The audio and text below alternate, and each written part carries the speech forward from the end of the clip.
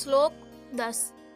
दुर्योधन की बातें सुनकर जब द्रोणाचार्य कुछ भी नहीं बोले, तब अपनी चालाकी न चल सकने से दुर्योधन के मन में क्या विचार आता है, इसको संजय आगे के श्लोक में कहते हैं।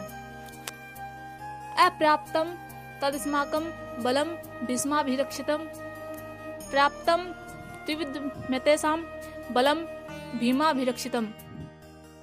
अर्थात द्रोणाचार्य को चुप देखकर दुर्योधन के मन में विचार हुआ कि वास्तव में अधर्म अन्याय के कारण दुर्योधन के मन में भय होने से वह अपनी सेना के विषय में सोचता है कि हमारी सेना बड़ी होने पर भी, अर्थात पांडवों की अपेक्षा 4 अक्षौहिणी अधिक होने पर भी पांडवों पर विजय प्राप्त करने में तो असमर्थ ही है।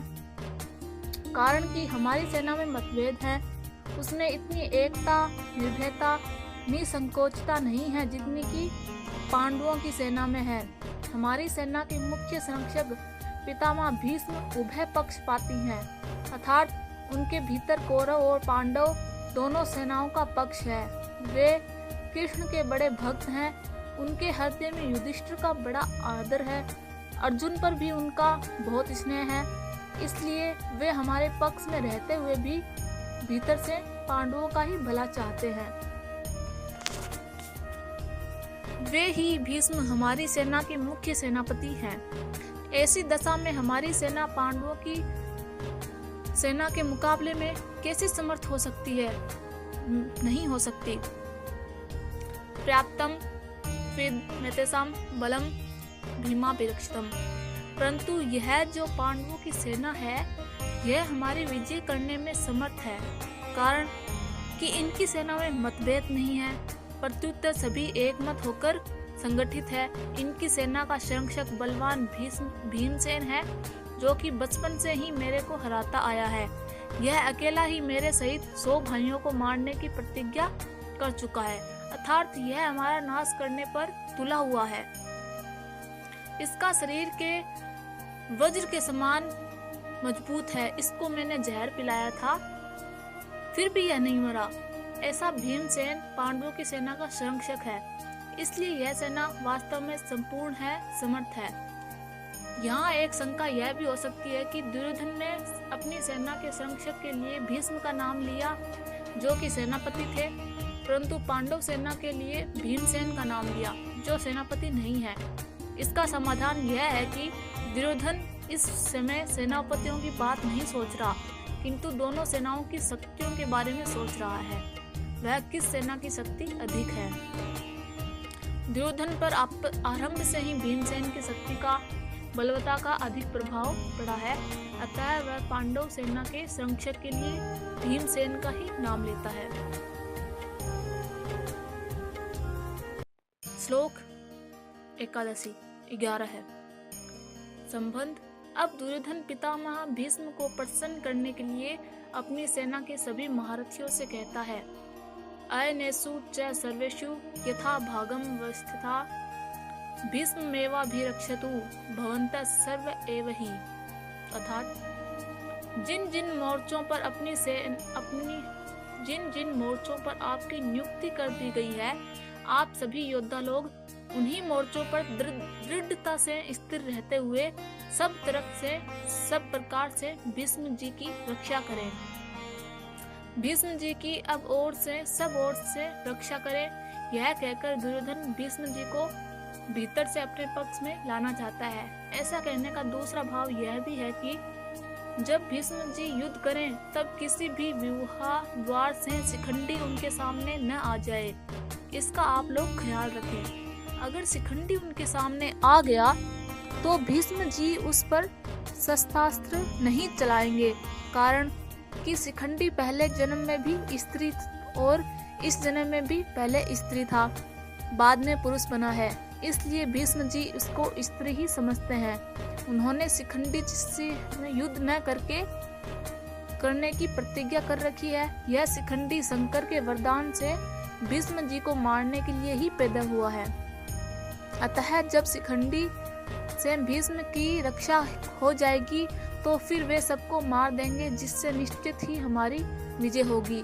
इस बात को लेकर दुर्योधन सभी महारथियों से भीष्म जी की रक्षा करने के लिए कह रहा है। श्लोक 12। द्रोणाचार्य द्वारा कुछ भी न बोलने के कारण दुर्योधन का मानसिक उत्साह भंग हुआ देखकर उसके प्रति भीष्म जी के लिए हुए स्नेह सौहार्द की बात संजय आगे के श्लोक में प्रकट करते हैं। तस्य संजय हर्षम कुरु वृद्ध पितामह सिंहनाद विन्धोच्चे शंख दद्मो प्रतापवान। व्याख्या। यद्यपि दुर्योधन के हृदय में हर्ष होना शंख ध्वनि का कार्य है और शंख ध्वनि कारण है, इसलिए यहाँ शंख ध्वनि का वर्णन पहले और हर्ष होने का वर्णन पीछे होना चाहिए। अर्थात यहाँ शंख बजाते हुए दुर्योधन को हर्षित किया ऐसा कहा जाना चाहिए, परंतु यहाँ ऐसा न कहकर यही कहा है कि दुर्योधन को हर्षित करते हुए भीष्म जी ने शंख बजाया। कारण कि ऐसा कहकर संजय यह भाव प्रकट कर रहे हैं कि पितामह भीष्म की शंखवादन क्रिया मात्र से दुर्योधन के हृदय में हर्ष उत्पन्न हो ही जाएगा। भीष्म जी के इस प्रभाव को द्योतन करने के लिए ही संजय आगे प्रतापवान विशेषण देते हैं। कुरुवृद्ध यानी यद्यपि कुरुवंशियों में आयु की दृष्टि से भीष्म जी भी अधिक वृद्ध ब्राह्मणिक ही थे, तथापि कुरुवंशियों में जितने बड़े बूढ़े थे उन सब में भीष्म जी धर्म और ईश्वर को विशेषता से जानने वाले थे। अतः ज्ञानवर्ध होने के कारण संजय भीष्म जी के लिए कुरुवृद्ध विशेषण देते हैं। प्रतापवान। भीष्म जी के त्याग का बड़ा प्रभाव था। वे कनक कामिनी के त्यागी थे, अर्थात उन्होंने राज्य भी स्वीकार नहीं किया और विवाह भी नहीं किया। भीष्म जी अस्त्र शस्त्र को चलाने में बड़े निपुण थे और शास्त्र के भी बड़े जानकार थे। उनके इन दोनों गुणों को भी लोगों पर बड़ा प्रभाव था। जब अकेले भीष्म अपने भाई विचित्र वीर्य के लिए काशीराज की कन्याओं को स्वयंवर से हरकर ला रहे थे, तब वहां स्वयंवर के लिए इकट्ठे हुए सब क्षत्रिय उन पर टूट पड़े, परंतु अकेले भीष्म जी ने उन सबको हरा दिया जिनसे भीष्म अस्त्र शस्त्र की विद्या पढ़े थे।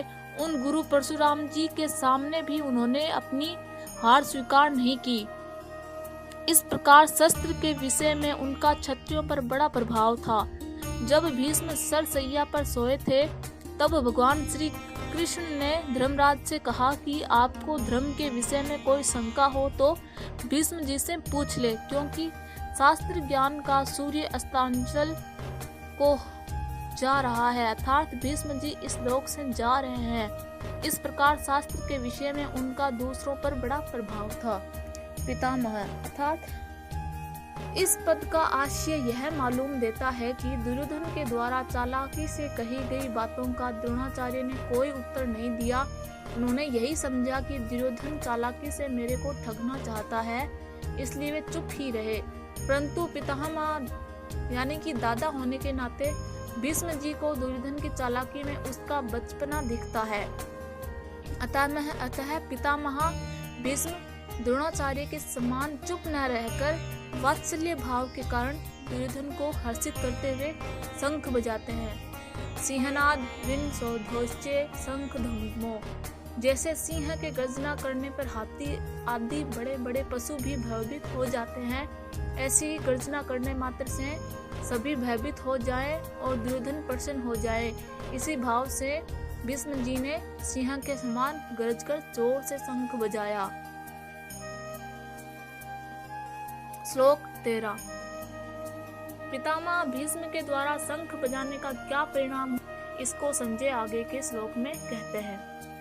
तत्शंखाश्च भैर्यश्च पणवान गगो मुखा सहसेवा भय हन्यते शब्दस्तु मूलो अभवत। अर्थात यद्यपि भीष्म जी ने युद्धारंभ की घोषणा करने के लिए शंख नहीं बजाया था, प्रत्युत दुर्योधन को प्रसन्न करने के लिए ही शंख बजाया था, तथापि कौरव सेना ने भीष्म जी के शंख वादन को युद्ध की घोषणा ही समझा।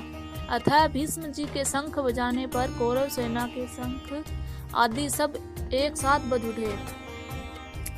शंख समुद्र से उत्पन्न होते हैं। ये ठाकुर जी की सेवा पूजा में रखे जाते हैं और आरती उतारने आदि के काम आते हैं। सह सेवा भय हरण्यत। कौरव सेना में उत्साह बहुत था, इसलिए पितामह भीष्म का शंख बजाते ही कौरव सेना के सब बाजे अनायास ही एक साथ बज उठे। उनके बजने में देरी नहीं हुई तथा उनको बजाने में परिश्रम भी नहीं हुआ। स शब्द स्तु मूलो अभवत। अलग अलग विभागों में टुकड़ियों में खड़ी हुई कौरव सेना के शंख आदि बाजों का शब्द भयंकर हुआ, अर्थात उनकी आवाज बड़ी जोर से गूंजती रही। राधे राधे।